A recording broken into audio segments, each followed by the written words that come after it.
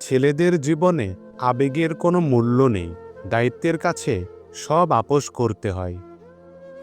যখন অবহেলায় মূল্য কমে যায়, তখন নিজের গুরুত্ব বোঝাতে দূরত্বের প্রয়োজন হয়।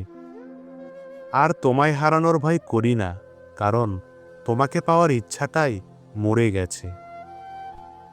জীবনে অনেক শিক্ষা পেয়েছি। বড় শিক্ষা হলো, ভুল মানুষের প্রেম আপনার জীবন ধ্বংস করে দিবে। ব্যস্ত আছি বলে কথা শেষ। ব্যস্ততা মানে কি শুধুই কাজ?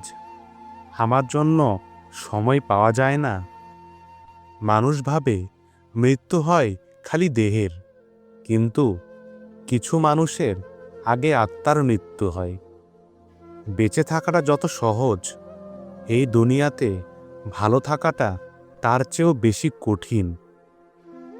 সারাক্ষণ ফেসবুকে থাকে সে, কিন্তু আমার একটা মেসেজের রিপ্লাই দেয় না। কথা বলতে গেলে, আরে হ্যাঁ তুমি আছো। আমার অস্তিত্ব কি এতটাই তুচ্ছ? মানুষটা পাশেই বসে আছে, কিন্তু মনে হয় হাজার মাইল দূরে। কষ্টের সময় পাশে থাকার কথা, কিন্তু খুঁজে পেলাম না। যে মানুষের জন্য জীবনটাকে উৎসর্গ করেছিলাম, সে মানুষের অবহেলায় এ জীবনে সবচেয়ে বেশি কষ্ট দেয়। এতদিন চ্যাটে লেগে থাকতো, এখন মেসেজ পাইলেও রিপ্লাই আসে না। প্রতারকের প্রেমে পড়বেন তো সব শেষ।